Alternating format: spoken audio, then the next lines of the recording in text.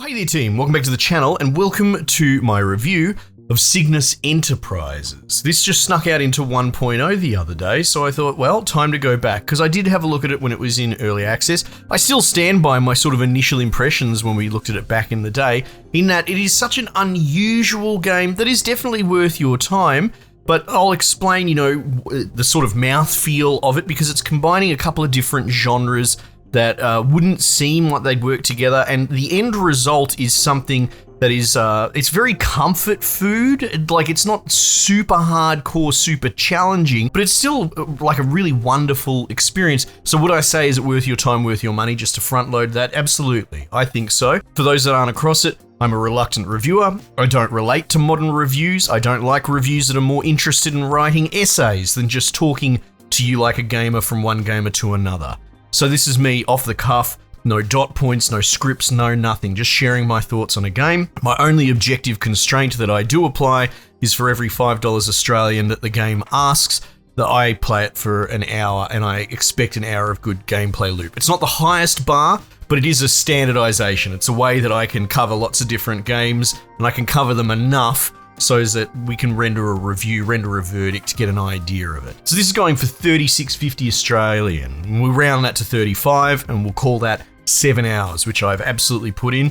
And I will likely put more in as well, especially over this Christmas break. The ultimate comfort food palate cleanse kind of game, I kind of stand by it. So things that feel similar to it, that come to mind, probably at the top of the list is the Rift Breaker, but I would also put DSP in there as well, Dyson Sphere program. They're the two ones that really come to mind. Now, if you know these reference points, maybe you'll understand. It's so very difficult to find the words to describe what I'm trying to nut out here, but they're all sci-fi experiences, but a very like high bloom, bright, not dark, miserable, grimdark 80s futurism, but very much I suppose utopic in palette, like not necessarily ideologically, but this very new future, very clean future, and everyone's quite cheery and happy. Even like Rift Breaker, you're dealing like with hordes of monsters and all that, but generally speaking, the banter and all that is,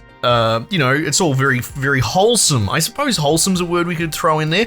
So it's this wholesome sci-fi futurism that you don't really see quite so much. I suppose if I'm adding more things to the list, you could probably maybe put like a Satisfactory in there as well. These big, bright sci-fi futures that aren't as miserable as everything else these days. Though that's where the comparisons end. It is not the same game as like Rift Breaker and DSP, which are of themselves their own genres, but I'm just sort of going for the general palette of the broad sci-fi setting. In this, at its core, you are like a character that's crash landed. You've got a little sidekick, like the Zelda Wisp that talks to you, called P in this. The voice acting is wildly all over the place, and it varies from the second language Icelandic, not very good voice acting, to like over the top camp, like this sort of clone dude that's well aware that that he's not really human, but it doesn't faze him. He's like, hey, guess what?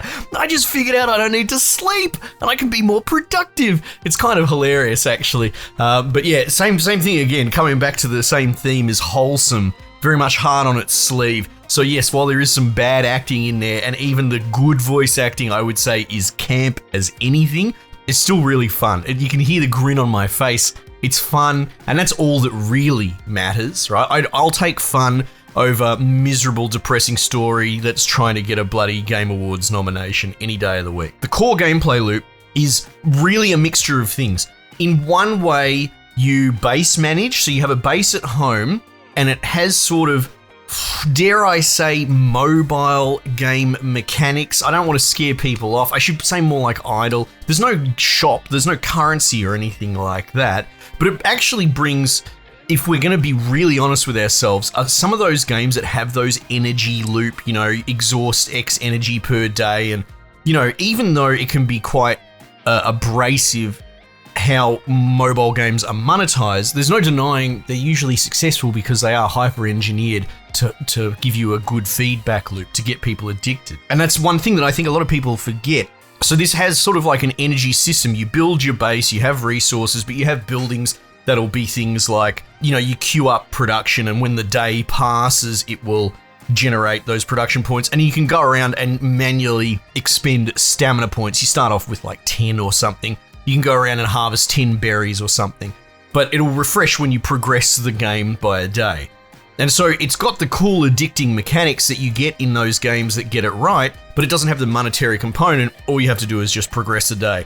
And it piles on more and more mechanics as you go along, and I'm sure there's plenty more that I haven't seen, and I don't really want to give it away, but things like, farming, harvesting, building these sort of buildings to help break down that manual component, which is important and kind of par for the course. But then you've also got, like I said, these sort of clone dudes and people that join your base, and you house them, you give them jobs to increase production, you have research buildings, production buildings, salvage buildings. So it's actually fairly robust in a sort of consumable, casual kind of way. And then, you get to a point where you're like bringing people in to stay in your sort of like hotel thing, and you build launch pads, and then you can potentially employ them, and then you have a cafeteria and they all eat food per cycle, and that's how you keep the happiness up, and that's how you get more money. So you want to sort of keep that stocked, and that comes back to a food production chain. So it's all there, and it's all really good without really putting a lot of pressure, because it's ostensibly something that's turn-based, which is kind of usually more of a real-time thing. But then you do away missions as your character, trying to figure out the mystery of the planet. It's all very ramshackle, but it does the job. There's monsters with these crystals growing out of them, which sounds gross, but in the art style of this, they still look cute and pretty. So you go out and you do this like ARPG Diablo style gameplay loop where you run around with Wazda and you shoot, and you've got skills shots, and you level your character up and equip him. I'm doing like the pilot tree, which means I can wear certain equipment, and a lot of my skills are mobility based, or like drones that help follow me around. So that's kind of cool. But the little outings are like minutes. You'll get through them if you're at the appropriate level, 5 minutes or less. It's a really sort of micro loop, which I think is actually really groovy, dare I say. I wouldn't mind seeing this sort of thing more often. And it addresses an issue that I get pushback on every time I bring this up, but I'll bring it up yet again. I think the Total War games with the split gameplay loops don't actually synergize that well with them. And the main reason they get away with it is because both loops are really, really good. But in a way, I almost think the Total War games would be better off as two separate games. One in the overworld map where you auto battle stuff, and one where you play siege PvP games against each other. I feel like the campaign, just the length of the turns, how a battle can go for an hour, and you could spend half an hour in the overworld campaign, and all of a sudden, one weekend afternoon, you've only really played a tiny bit of your campaign. But at the same time, it gets a pass because they're both brilliant and fun, and I'm kind of almost nitpicking that I think there's a synergy issue there. I'm bringing that up because here, it's kind of addressed by making the loops so small.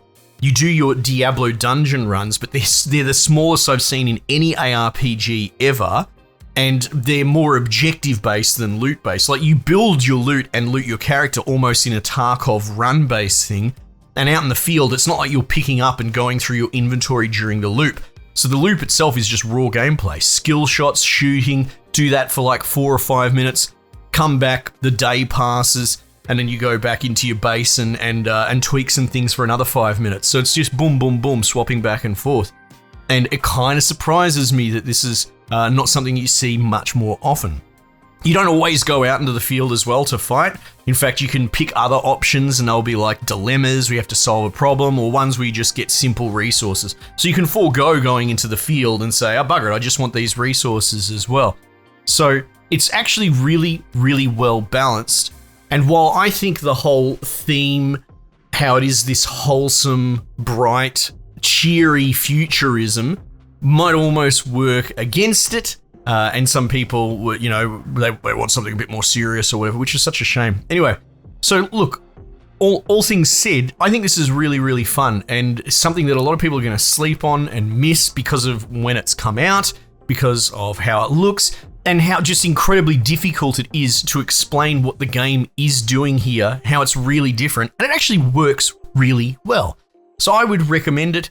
It's the perfect thing to play over the Christmas break after you've, eaten too much and drank too much, and you're just chilling there like a big old fat Wally person, and you don't want to move, but you just want to do something that's pretty, low engagement, but at the same time you can reach forward every now and then to get a bit more engaged.